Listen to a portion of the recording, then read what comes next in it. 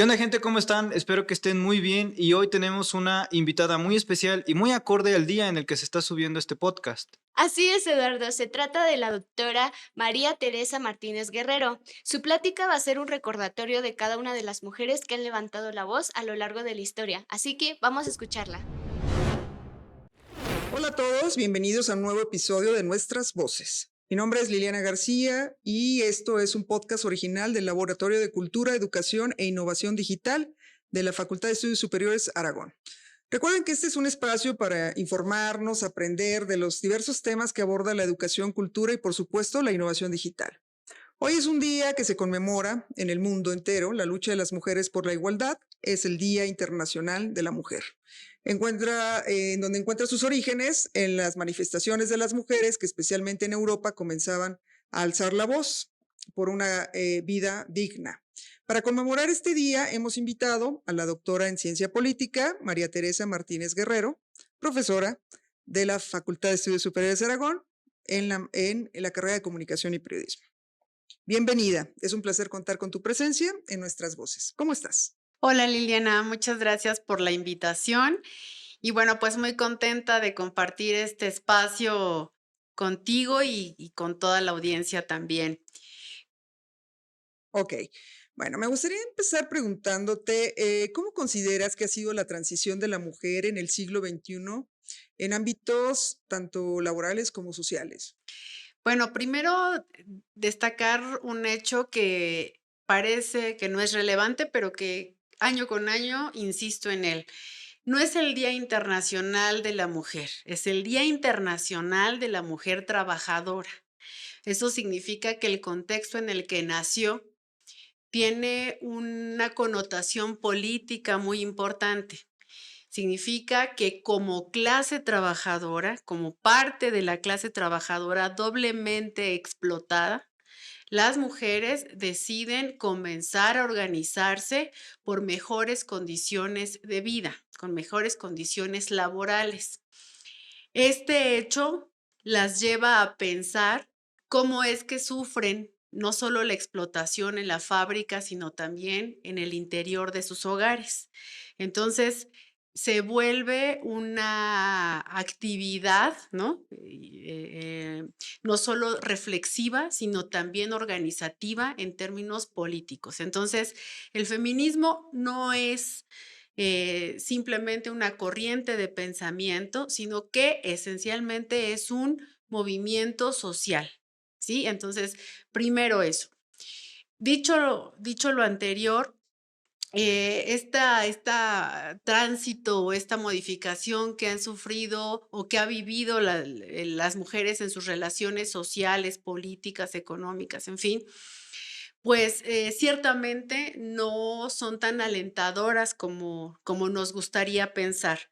El movimiento feminista, en sus diferentes vertientes, porque hay muchos feminismos, han puesto sobre la mesa que las desigualdades son mucho más estructurales de lo que pensábamos, ¿no?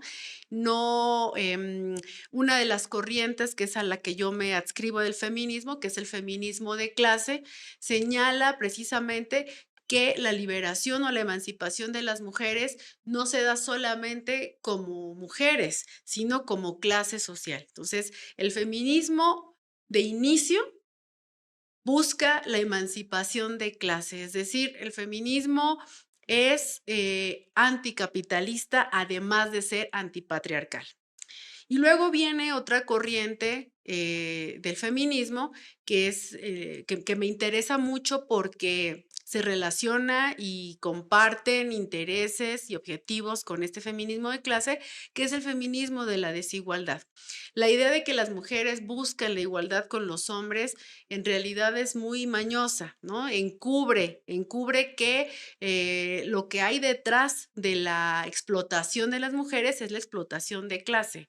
Entonces, a las mujeres feministas, antipatriarcales, anticapitalistas, no nos interesa ser tratadas igual que los hombres. No nos interesa ser igualmente explotadas, no nos interesa tener las mismas desventajas de clase, lo que nos interesa es una emancipación de clase que también nos llevará a nosotras a emanciparnos de las relaciones patriarcales. Esto poco a poco ha ido ganando terreno, ¿no? Y ha empezado a construir también corriente de opinión. Entonces, ciertamente hoy el feminismo ha producido un espíritu de época animado por una denuncia muy legítima, necesaria, urgente, impostergable, que es combatir la violencia por razones de género, ¿no? Eso para nosotras es muy claro.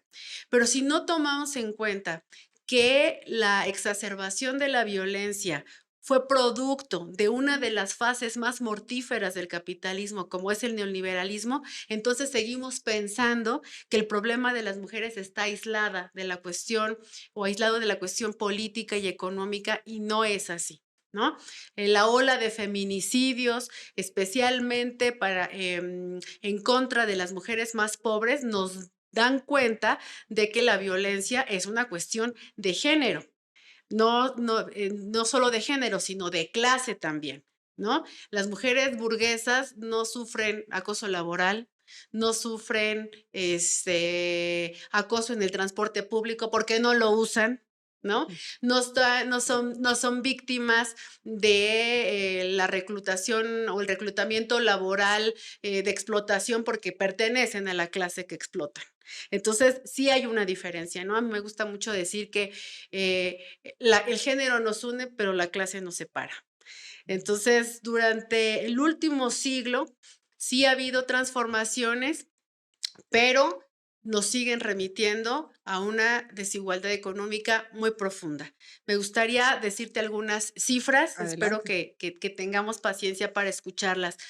Nunca antes las mujeres habíamos accedido tanto a la educación superior como hoy.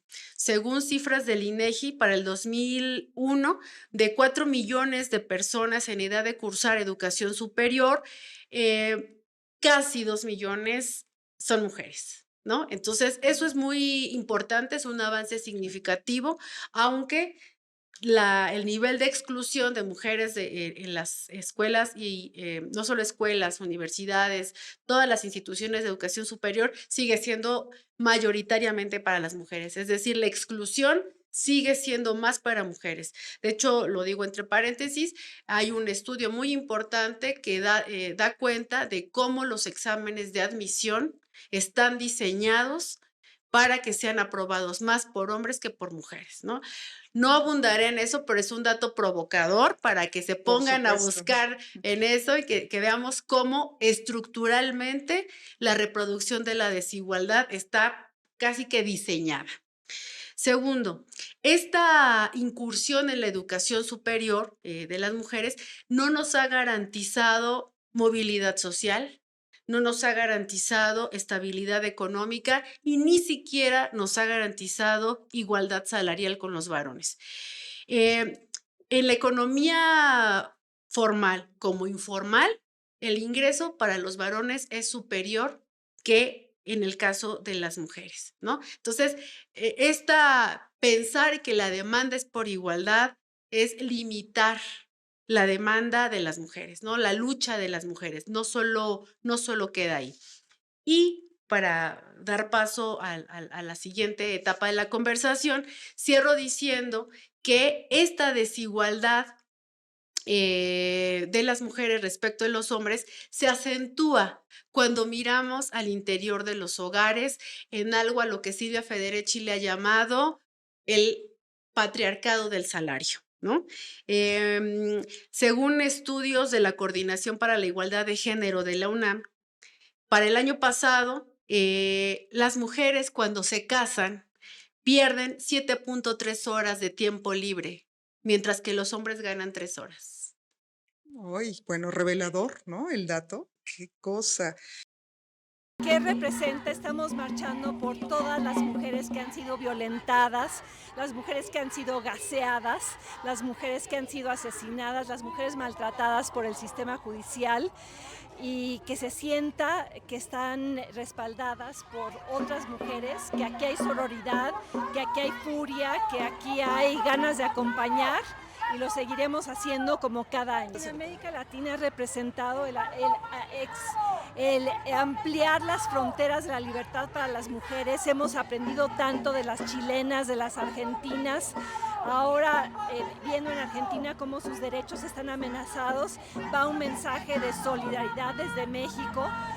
La lucha continúa y ojalá se expanda por todo el continente, sobre todo en términos de la despenalización del aborto.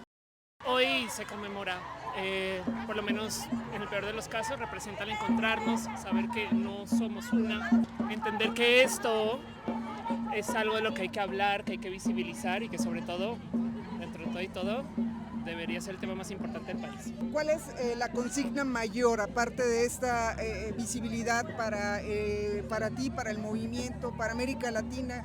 ¿Qué pasa? ¿En otros países? Puedes poner cualquier tema enfrente, el más importante es la violencia. 11 feminicidios diarios que incluyen transfeminicidios. No es una cifra que se debería tomar tan a la ligera. Hay gente que piensa que es normal y de verdad que es gravísimo. Y antes que cualquier cosa, seguridad y que se combate esa violencia, sobre todo contra la mujer. ¿Hay un vacío del Estado en torno a esto? Sí, si le buscas y le rascas vas a encontrar una cantidad de hoyos e irresponsabilidades que luego te preguntas cómo sucedió esto. Noticias sobran, historias sobran, casos sobran, ni para qué señalar el dedo con alguien. Es impresionante como lo mínimo es que podamos vivir y no sucede. ¿Algún mensaje que quieras mandar? Solamente un recordatorio de que esto es por todas. Oye, y bueno, viendo esta parte de la igualdad y tú hablabas de un aspecto social, económico y político, pero hablando de esto, las mujeres y este movimiento a veces, y ahora que se viene todo esto político dentro del país, buscamos equidad, igualdad y equidad. Y ese justamente feminismo hace que diga, bueno, 50-50, aunque en realidad no sea esto, y lo hemos visto muy claramente en la política. ¿Qué piensas de esto en relación a que vamos a la marcha y seguimos como queriendo y manifestando que queremos igualdad y equidad? Entonces pareciera que esa igualdad o esa equidad nos las daría una cifra 50-50.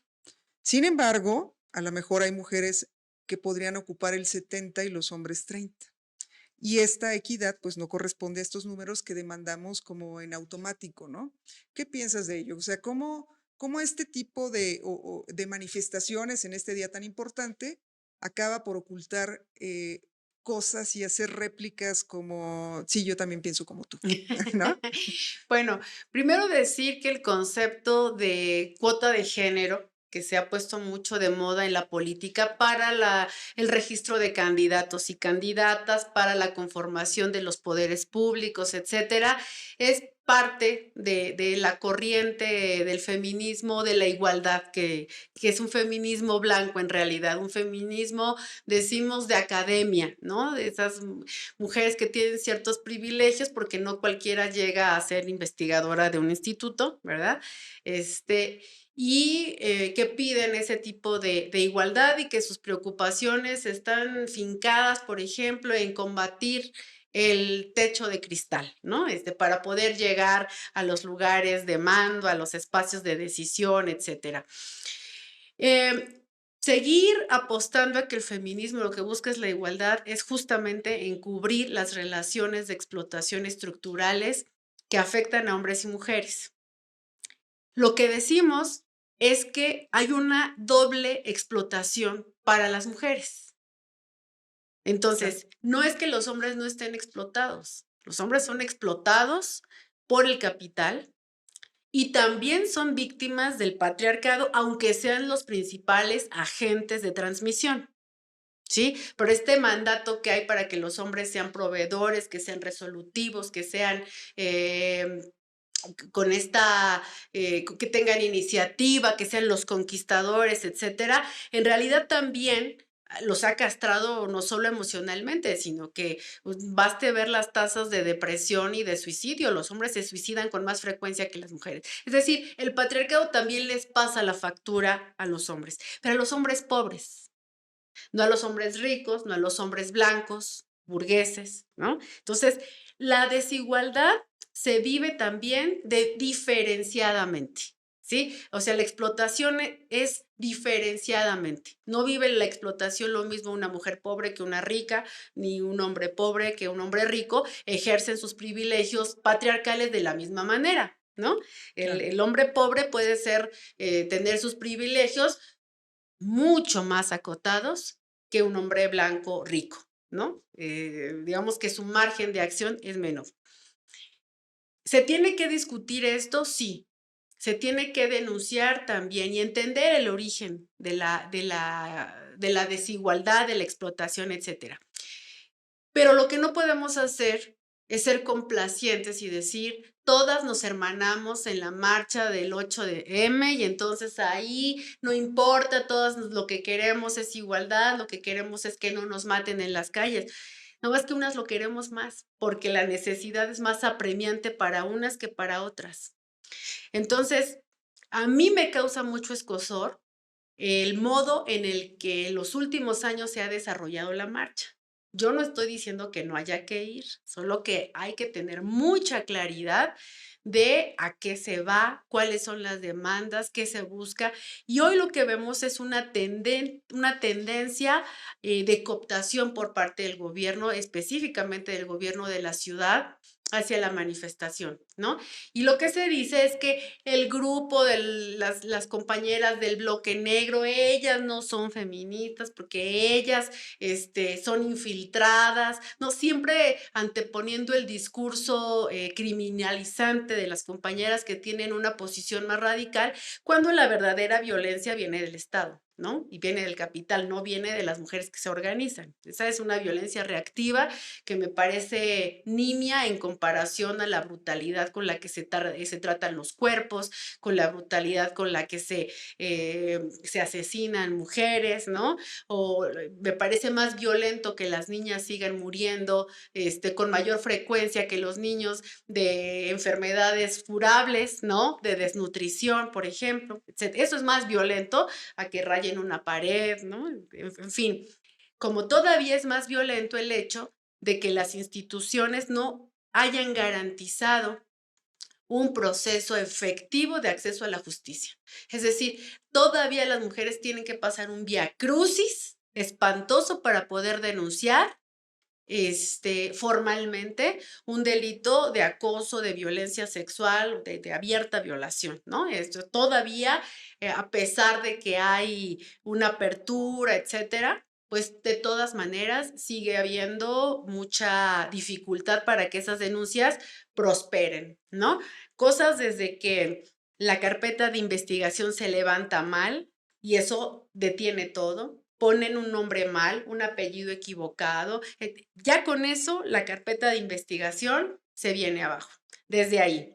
Y luego todo el trayecto que tienen que pasar las mujeres de una instancia a otra, ¿no? Con desinformación, porque tampoco hay mucha claridad sobre los procesos, con el temor, ¿no? De regresar a sus casas, de saber que van a estar esperándolas, que el agresor es parte de su familia, porque también eso hay que decirlo, fundamentalmente es la propia familia o son las parejas sentimentales los principales agresores. Entonces, todavía no lo tenemos ahí salvado y por eso es que las mujeres hemos recurrido a la denuncia pública. Al ver que las instituciones no resuelven, pues entonces tienes los tendederos, tienes todas las denuncias, los scratches, ¿no? Etcétera, porque pues es lo que queda. Frente a la inoperancia del Estado, que es un Estado patriarcal, pues lo que queda es la organización entre mujeres, ¿no? Entonces, sí creo que hay que ir a la marcha con la conciencia de que no todos los contingentes están pensando en el mismo feminismo, que ahí se acuerpan, se agrupan de muchos espacios y que vale la pena porque es el lugar en donde las que nunca fueron oídas hoy son escuchadas, hoy tienen los reflectores, ¿no? Pienso, por ejemplo, en las madres buscadoras, que de verdad ese contingente es de los más, mira, pienso en eso y me viene la emoción porque no puedo imaginar un dolor más grande que ese.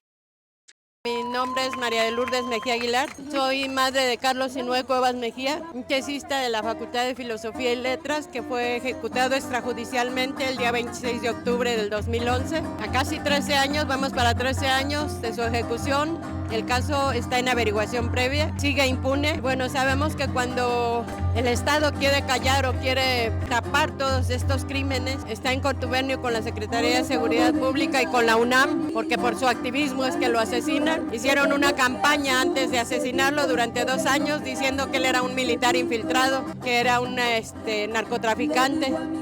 Justo este mes, el día 28 de febrero, los obligué a que cerraran la línea de narcotráfico, porque fue la manera en que antes de matarlo lo empezaron a criminalizar. Se formó una comisión de expertos independientes en este caso para que pudiera revisar, porque querían cerrar el caso.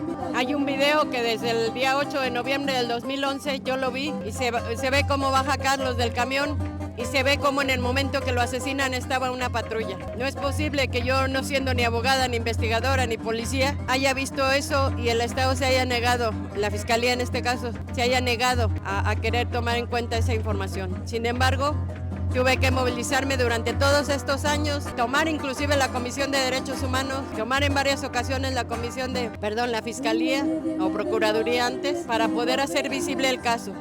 De lo contrario, si como mujeres, como familiares, como madres, no luchamos y no peleamos con ese Estado para que haga las cosas, pues no se hace. Y aún así, les puedo decir que esto sigue impune. Aún así, hay que pelear, hay que exigirles. Para mí las comisiones de derechos humanos, y se los he dicho porque tuve que batallar con ellos, son unos filtros para que los familiares nunca lleguemos a la justicia, para que nunca tengamos realmente justicia. Nos van deteniendo, pero hasta ellos hay que enfrentarlos para que hagan su trabajo, porque sabemos que reciben un sueldo y si no les gusta que les digamos nada, pues que se quiten de ahí, sencillamente. Si estuvieran vendiendo camotes en otro lado, pues que se vayan a atender su puesto, pero si están cobrando por algo, pues que trabajen. No es posible que como víctimas les tengamos que estar diciendo que trabajen y que hagan su trabajo. Pero así es esto, por eso nos unimos a esta lucha, no nada más por mi hijo Carlos, por toda la violencia que hay de feminicidios, de desapariciones, de violaciones, de niñas, de niños, de hombres adultos también, porque hay muchos padres que están luchando también. A veces no se visualizan mucho los casos de los hombres. Yo sí creo que debemos abrir ese espacio, aún siendo yo mujer, a veces se me han cerrado los espacios por el hecho de tener un hijo varón, y creo que no, creo que tenemos que incluirnos todos, tenemos que organizarnos, luchar.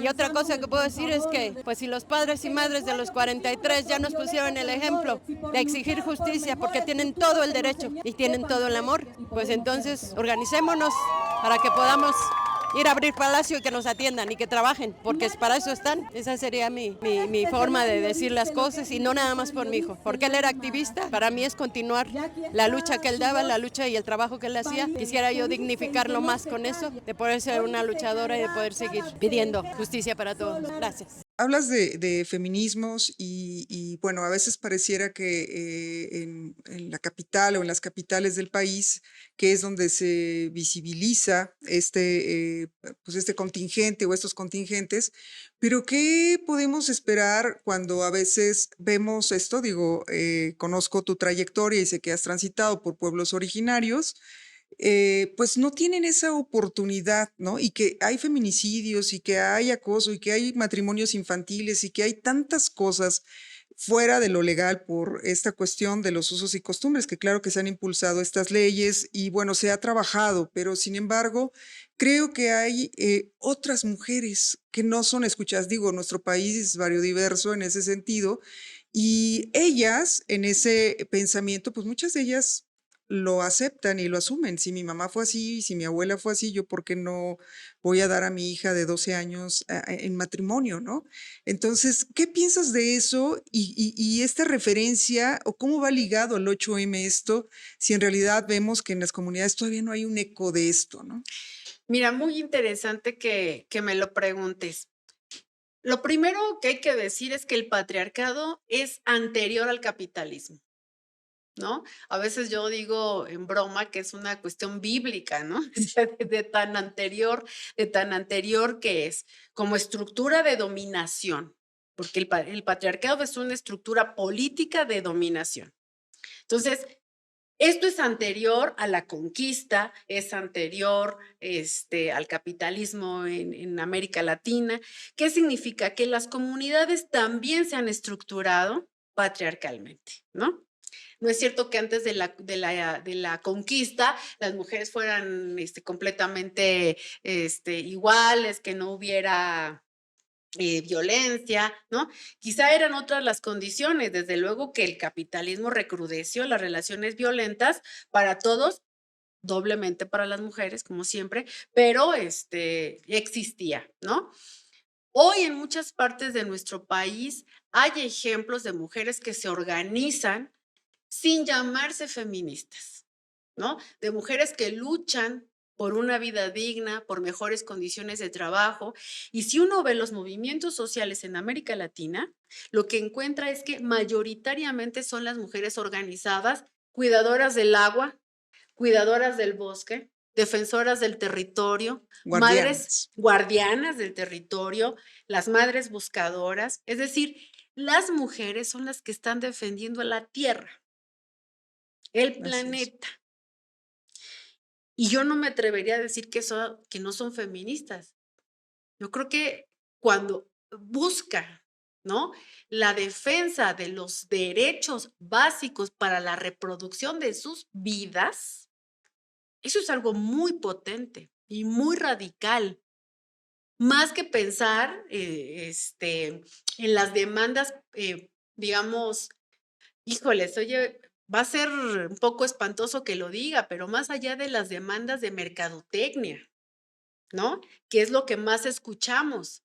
Y también una cosa que yo creo que es importante señalar, hay que salir de la universidad. O sea, normalmente pensamos que el feminismo viene de las escuelas, viene de los lugares donde se desarrolla el pensamiento formal, ¿no? Y que todo es Ciudad de México. Y la verdad es que nuestro país no es Ciudad de México. Si Ciudad de México ya tiene una diversidad muy grande y además es una ciudad muy desigual, económicamente hablando, pues ahora imagínate trasladar esto a toda la República. Entonces, el feminismo no está en la ciudad nada más. Y la lucha de las mujeres no proviene de las universidades nada más, ¿no? Hay muchas otras preocupaciones que exceden demasiado, diría yo, a las estructuras universitarias, a las estructuras escolares, institucionales. Hay más que eso. Entonces, en el caso de las mujeres de los pueblos o de lo que algunas llaman feminismo de los pueblos, pues hay mucho que aprenderles, ¿no? Pienso, por ejemplo, en la Ley Revolucionaria de Mujeres del Ejército Zapatista de Liberación Nacional. La conciencia de que tenían que llevar a cabo una lucha particular como mujeres, no les vino de sentarse a bordar nada más. El bordado siempre ha sido muy importante para el registro de las historias, para el registro de la cosmovisión, etcétera. Pero les vino de una lucha material, bueno, de una lucha armada, ¿no? Por la defensa de la vida. Entonces, la conciencia que cobran de sus necesidades particulares como mujeres, les vino de la lucha militar, porque le declararon la guerra al ejército mexicano en el 94, Claro. pero les vino también de esa lucha de acompañamiento con los varones, o sea, con sus propios compañeros. Entonces, esa es una lucha muy importante. Hay otros espacios en donde poco a poco las mujeres han ido cobrando relevancia organizativa, porque también les ha venido no un despertar de la conciencia, creo que conciencia de que eran explotadas o de que eran sometidas, eso incipiente, pero ha estado, ¿no? Como decía James Scott en Los Dominados y el arte de la resistencia. Toda relación de dominación genera su propia resistencia y las mujeres somos especialistas en resistirnos abierta o tácitamente. Claro. Entonces, en los pueblos eso ocurre también. Hay lugares en donde cuesta más trabajo porque las estructuras patriarcales están muy arraigadas, ¿no? Pienso, por ejemplo, en un lugar que conocemos tú y yo, Panixtlahuaca. Tuve oportunidad de ir a un congreso regional de educación especial y una de las cosas que se discutieron ahí es que en Panix, por ejemplo, hay una alta tasa de niños y niñas con necesidades educativas especiales, ¿no? Y se sorprendió, o sea, a mí me sorprendió que lo dijeran de ese modo porque, dije, a ver, ¿qué hace que específicamente en esa región haya más niños y niñas con esas condiciones? Pues el incesto. Ah, El incesto ha producido que los niños y las niñas nazcan con estas características que demandan otro tipo de educación. O sea, ahí te habla de una relación de mucha opresión para las mujeres, de una relación muy violenta, claro. porque además no es que puedan elegir entre no tener o no tener al bebé. Entonces, así como hay lugares en donde se han ido organizando políticamente, ¿no? O producto de la organización política les viene la demanda específica de mujeres, hay otros lugares donde todavía hay que hacer mucho trabajo. ¿Y cómo ves esta relación entonces en la actualidad con el 8M? Viendo que son problemáticas que parecieran completamente diferentes, sin embargo, tienen esta, pues esta carga, ¿no? Hilo conductor, Exacto, además. ¿no? ¿Qué somos? O sea, si hablamos de una mujer indígena, sabemos que siempre será señalada pues por su color de piel, por ser mujer y por su lengua, ¿no? O sea, creo que son las características Y que pobre. sí, bueno, evidentemente, ¿no? O sea, te digo, también hay estudios serios en donde dictamina qué tipo de piel tienes y hasta dónde puedes aspirar a llegar, ¿no? O sea, hay muchas cosas Claro. bastante complejas y le pones, y mujer, bueno, pues ya, ya te convirtió en un blanco perfecto para no poder realmente llegar. Pero ¿qué relación tendría hoy, por ejemplo, toda esta problemática a nivel nacional, que en realidad, pues no vemos, no queremos ver y que vemos este señalamiento, insisto, en estas grandes urbes en donde, bueno, pues sí, el 8M y todos somos 8M y no hay que ir a trabajar y todo este tipo de cosas. Y yo veo a la señora que se levanta el 8M a hacer las tortillas a las 5 de la mañana en un pueblo originario porque el 8M simplemente no les corresponde. No le significa. Nada, absolutamente. Mi nombre es Elvira Bolaños Pacheco, originaria del Oxochitlán de Flores Magón, Oaxaca. Este día 8 de marzo nos concentramos aquí como mujeres para exigir justicia, justicia para todos los que están encarcelados, para los desaparecidos, que el gobierno haga justicia porque aún no vemos poder encontrar la justicia y como mujeres pues nos vemos en la necesidad de organizarnos y reunirnos para exigir. Mi nombre es Eusebia Cepeda Cortés. Estar aquí en la glorieta de las mujeres que luchan, encuentro fuerza, encuentro amor, porque aquí nos hermanamos, aquí nos contamos lo que sufre nuestro corazón, todo el dolor. Y estoy aquí porque sigo pidiendo justicia para mi pueblo de Los Ochitlán, que ha sido azotado por un grupo caciquil junto con el gobierno. Y 9 años que estamos luchando por nuestras presas, mujeres, también hubo una presa, perseguidas, perseguidos, presos y todavía tenemos presos. El gobierno federal se hizo el sordo, porque bien que supo que el Senado de la República calificó a nuestros presos como presos políticos, conocieron el expediente, descubrieron que son inocentes, descubrieron que se nos fabricaron los delitos, se le entregó al presidente Andrés Manuel en sus manos el expediente, pero ya terminó y nunca nos hizo justicia. Nos debe justicia el presidente Andrés Manuel. Se hizo sordo. No vimos nada de justicia con él y por eso estamos aquí gritando justicia y no descansaremos.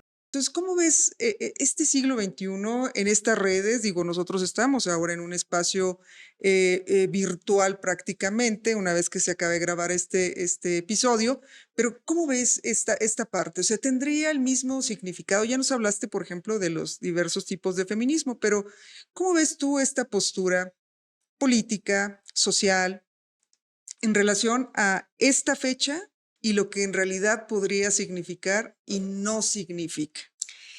Bueno, creo que el 8M nos ha permitido exhibir un montón de situaciones, de problemas que antes estaban normalizados.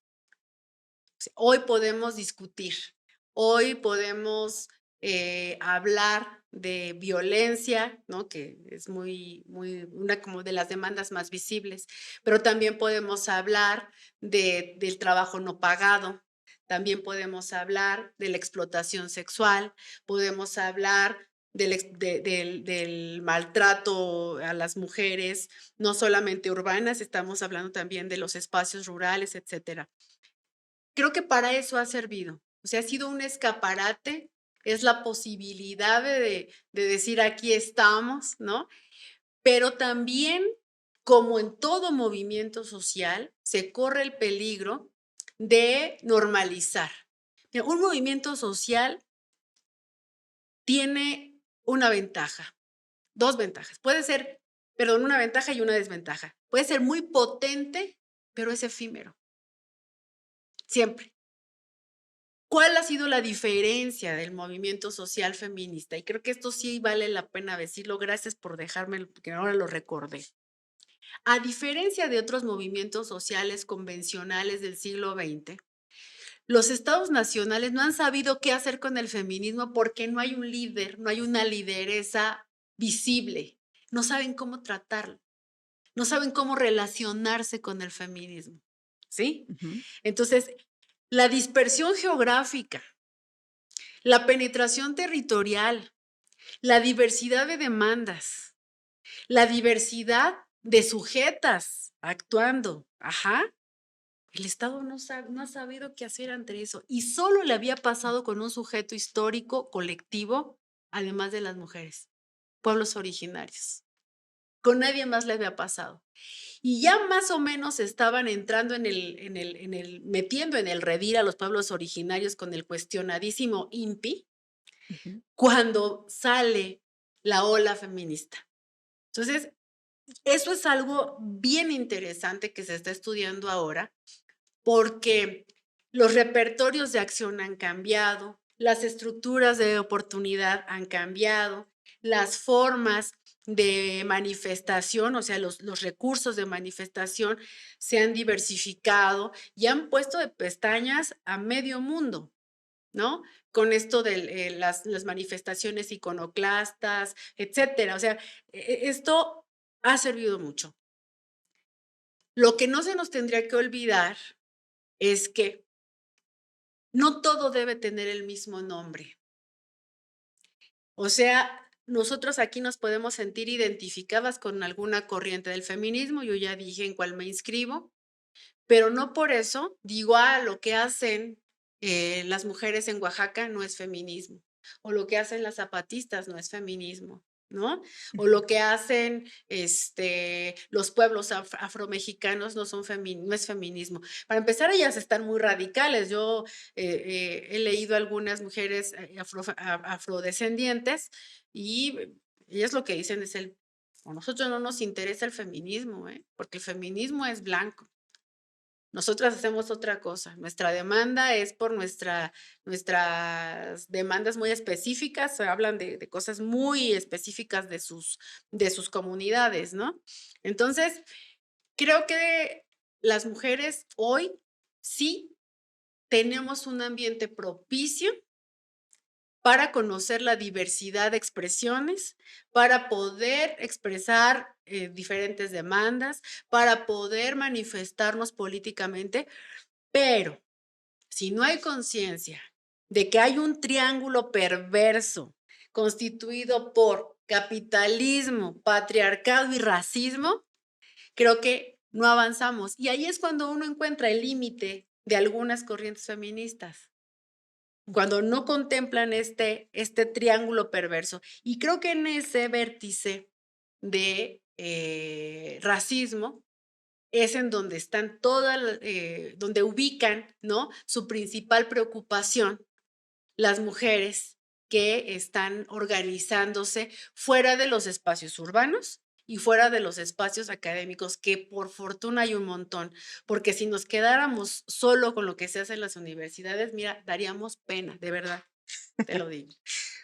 ¿Qué representa el que puedas venir aquí con la familia, con las niñas, con Pues todo que el eso? día de mañana mi hija pueda salir libre, no tenga miedo, que no tenga que estarme avisando, mami, estoy aquí, estoy allá, ¿no? Que pueda ser libre. Más allá de esta violencia que es sistemática, ¿qué más quisieras dejarle? Porque, bueno, finalmente estas chiquitas van a ser las mujeres del mañana. Que luche, que cuide a sus amigas, que no se haga de la vista gorda. Si ve cualquier cosa que le esté sucediendo a cualquier mujer, ella pueda defender a los demás. ¿Algún mensaje que quieras dar para esto del 8M, las familias, las niñas, cómo Pues deben que ir? no lo satanicen, o sea, no es nada malo, no es como que vamos a venir y destruir y hacer y deshacer. Es para que estemos libres, estemos seguras y nos protejamos entre nosotras. Oye, ¿qué medidas deberíamos desarrollar o qué medidas se deberían desarrollar dentro de la sociedad para que esta, no sé si llamarle reivindicación de la mujer, tuviera y fuera algo cotidiano todos los días? O sea, desde, evidentemente, empieza en el seno familiar, pero ¿tú qué crees que acciones podríamos estar dando para que esto se diera de otra manera, que la sociedad tuviera pues una mayor inclusión, bla, bla, bla, ¿no? O sea, no solo es en las universidades ni en las escuelas, a mí me parece que va más allá, pero ¿tú qué nos dices? Bueno, decirte que primero dejemos de culpar a las mujeres, incluso de ser víctimas, porque mira, yo me he encontrado en los talleres y demás con las compañeras que dicen, bueno, es que, miren, en realidad es nuestra culpa porque nosotros educamos a los machos, ¿no?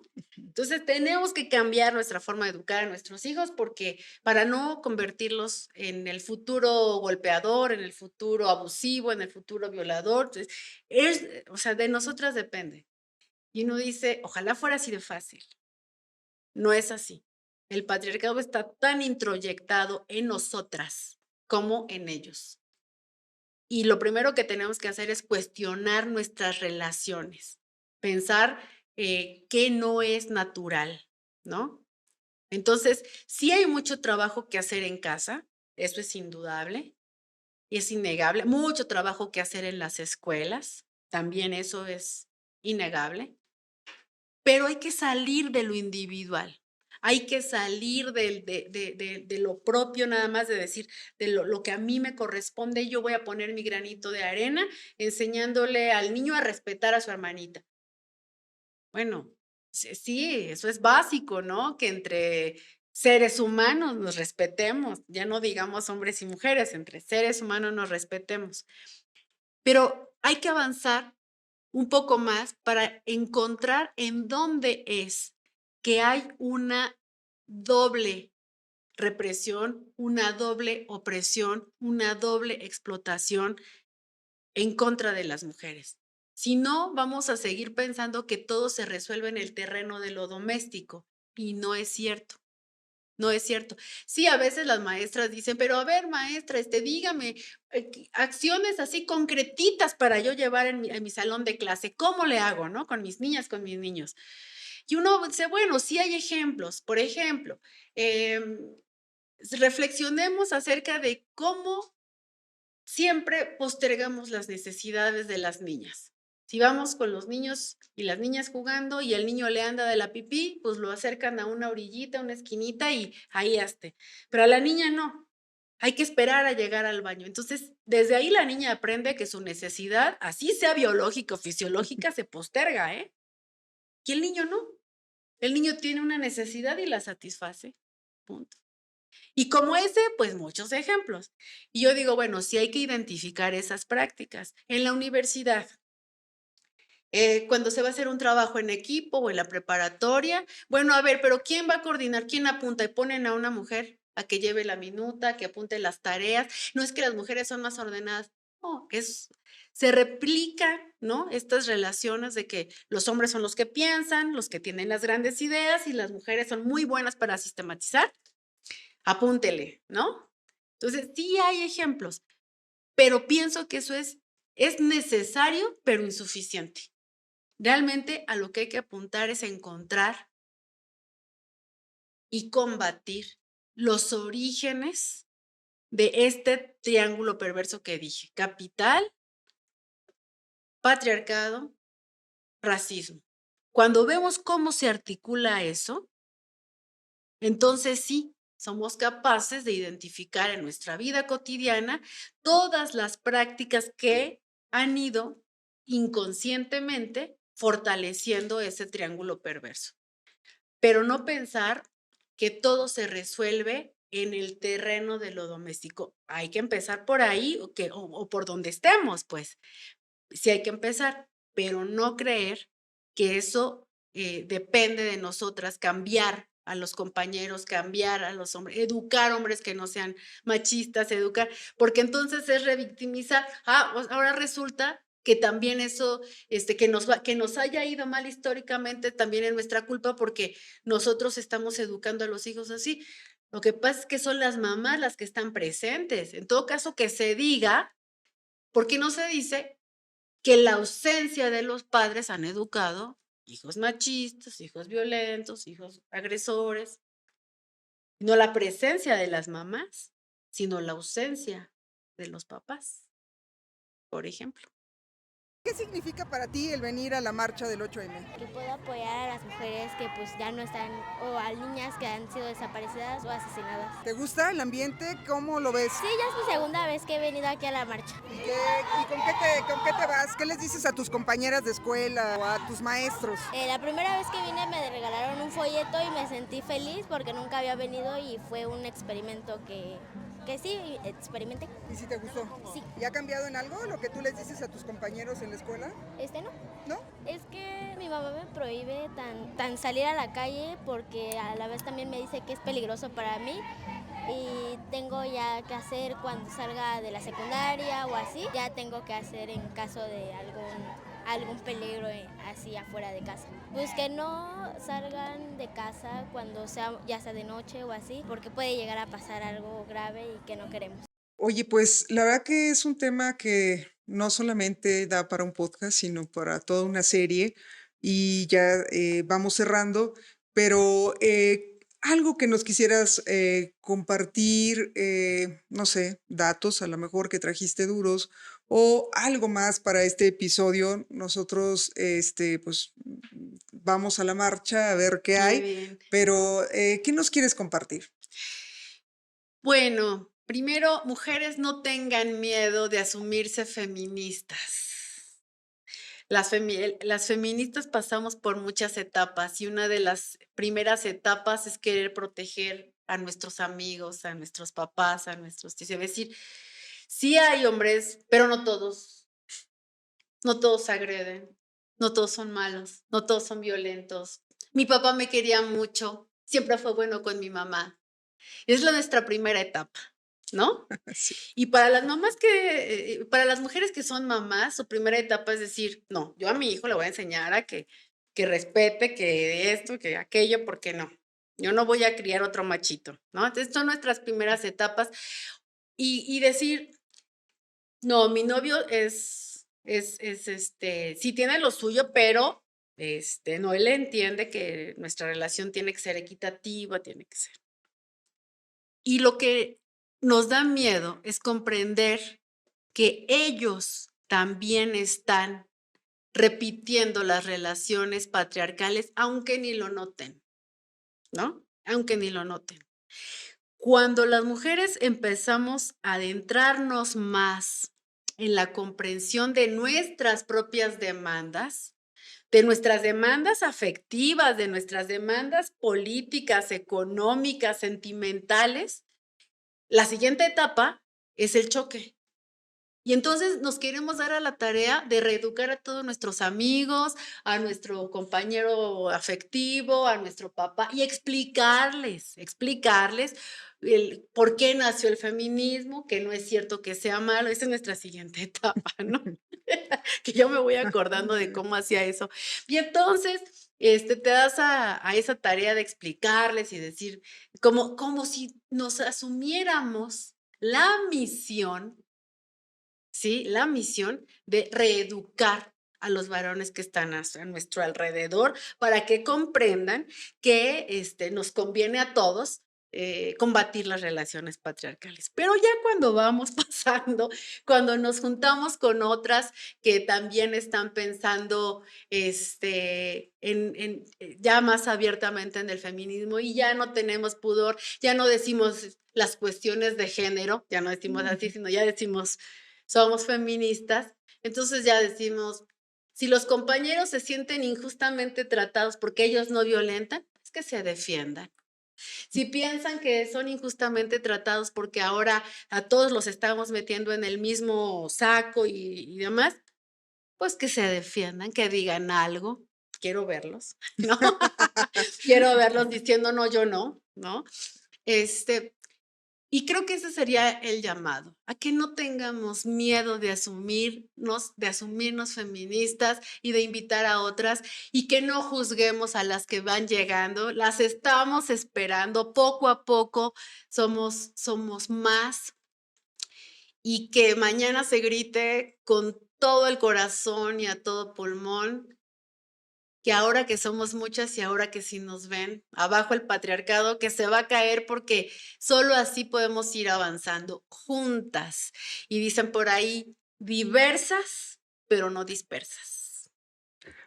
¿Qué colectivo representas? Vengo de Conovario, soy una de las cofundadoras. ¿Qué propone? Una colectiva Mujeres Alzando la Voz contra la Violencia Ginecobstétrica. Todas somos víctimas de un médico que se llama Jesús Luján y al alzar la voz se fueron juntando muchas mujeres. Ahorita somos un colectivo ya de 50. Y ahorita el contingente está conformado por víctimas de Luján, al igual que víctimas de otros médicos, porque esta violencia es muy común. ¿Qué representa este día y que ustedes puedan salir a la calle y gritar y manifestarse y todo esto para ustedes como colectivo? Significa visibilizarnos para que la gente se dé cuenta, porque es muy invisible la violencia obstétrica. Entonces es eso, gritar, liberarnos y hacernos rugir, que se escuche nuestra furia, porque no puede seguir así.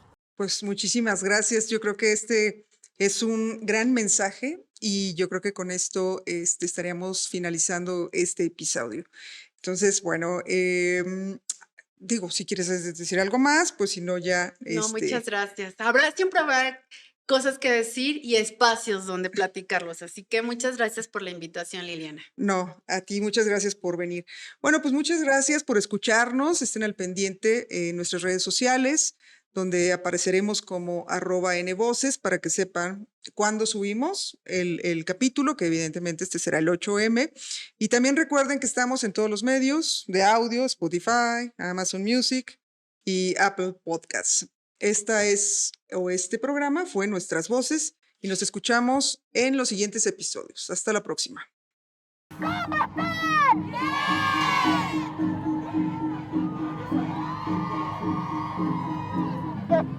Que tiemble el Estado, los cielos, las calles, que tiemblan los jueces y las judiciales. Oye, las mujeres nos quitan la calma, nos sembraron miedo, nos quisieron mal. A cada minuto de cada semana nos roban amigos, nos matan hermanas, destrozan sus cuerpos, los desaparecen, no olviden sus nombres.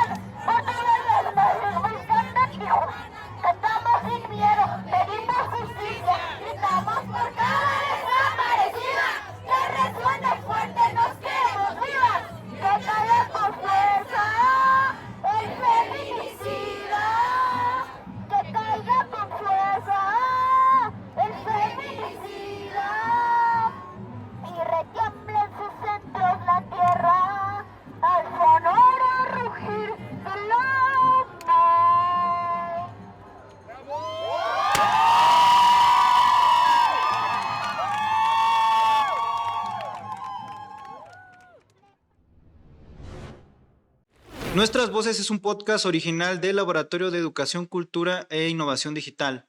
En la edición y diseño, Eduardo Castillo y Daira Cano. Y en la conducción, la doctora Liliana García Montesinos. Nuestras Voces es una producción de Lunan a cargo de Liliana García.